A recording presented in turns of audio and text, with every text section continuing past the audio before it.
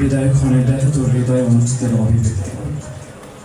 কালের আবর্তনে ঋতুর পালা বদলে প্রকৃতি সাজে নতুন রং, নতুন ফুলে ফলে সাজে পৃথিবী। সুন্দর হতে সুন্দরের শিবে চলে প্রকৃতির ভুবন রাখে। এটাই প্রকৃতির চিরাচরিত নিয়ম। প্রকৃতির এই নিয়ম মেনে হঠাৎ বেজে উঠল বিদায়ের বিনা। হৃদয়ের মনবনে শুরু হলো বিরহ বেদনার হাহাকার। জামিয়ার ছাত্র শিক্ষক সহ প্রতিটি অনুকে কেন্দ্র করে মায়া মমতা ও ভালোবাসার যে সৌধ নির্মাণ হয়েছিল, সে সৌধ কখনো ভেঙে যেতে পারে। আসতে পারে বিজয় নামক কাল বৈশাখী ঝড়, তা ছিল কল্পনা। কিন্তু হঠাৎ বাক্যাকাশে জমে উঠেছে মেঘের কালো আস্তরণ। চতুর্দিকে গুঞ্জন উঠেছে আলবিদা আলবিদা। আসা যাওয়ার এই বিধান ছিল আবহমান কাল থেকে, যখন হৃদয়ের সুবিশাল আকাশ জুড়ে শুভ্রতাগুলো অপহৃত আলো দিচ্ছিল। বসন্তের মৃদু মৃদু বায়ু আর কোকিলের মিষ্টি গানে মুখরিত হচ্ছিল তনুমন। ঠিক তখনই ইসরাফিলের নিদারুণ সুরে আসলো একটি শব্দ, আলবিদা।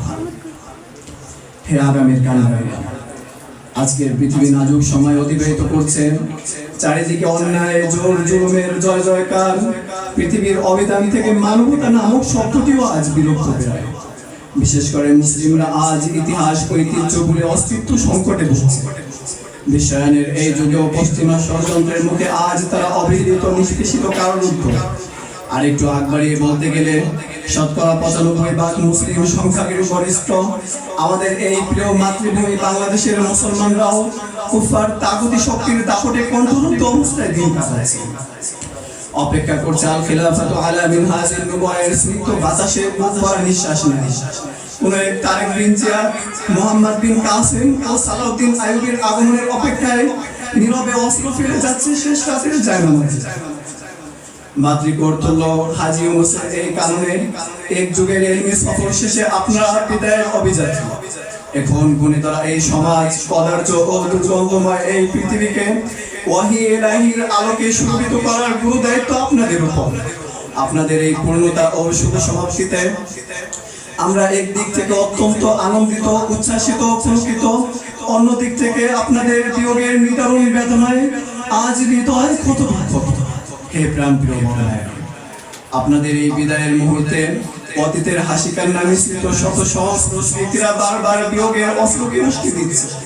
কপল বেয়ে অবিরাম ঝরে পড়ছে নীরব অশ্রুধারা। কিন্তু সেসব মনে করে আপনাদের যাত্রার বাদ সাধব না, কারণ আমরা বিশ্বাস করি আপনাদের মাঝে রয়েছে আগামীর মাদানী, থানবী, গাঙ্গুহি, কাশ্মীরের প্রতিচ্ছবি। আপনাদের হাতে এই প্রচলিত হবে এলমে ওয়াহির দীপ্ত মশাল। নিষ্পেষিত মানবতা পুনরুদ্ধার হবে আপনাদের হাতে। দিকভ্রান্ত মানুষকে সিরাতে মুস্তাকিমের পথ দেখাবেন আপনারা। আপনারাই হবেন ইমাম মাহদীর জাইশে মুকাদ্দাম। সবিশেষ আপনাদের নিকট হৃদয় রাখতে। আজকের এই বিদায় লগ্নে ছোট ভাই হিসেবে শরীয়কার জামাতের পক্ষ হতে অতীত ভুলের ক্ষমা প্রাপ্তিটা কি খুব বেশি চাওয়া হবে? পারবেন কি আমাদের অমার্জিত আচরণগুলো ভুলে গিয়ে শেষবারের মতো ভাবে টেনে নিতে? আশা করি আমাদের এই আবেদন আপনাদের হৃদয় মহলে মঞ্জুর হবে। আরেকটি কামনা আপনাদের মনে, রাতের দিন পতন নীরবতায় বা দিবসের কর্মব্যস্ততার ফাঁকে মহামহিমের সাথে গভীর ফোনালাপে যখন মত্ত হবেন, তখন আমাদের কথা, ফিততুল্লাহ আসাতেজায়ে কেরামের কথা ও আমাদের এই প্রিয় জামিয়ার কথা স্মরণ রাখবেন। আর আমরাও দোয়া করে আপনাদের কর্মময় ভবিষ্যৎ জীবন বর্ণাঢ্য, সুসংহত ও সফল হোক। আর আপনাদের মাধ্যমে ওয়ালা হাদাসার ধারা অব্যাহত থাকুক কিয়ামত পর্যন্ত।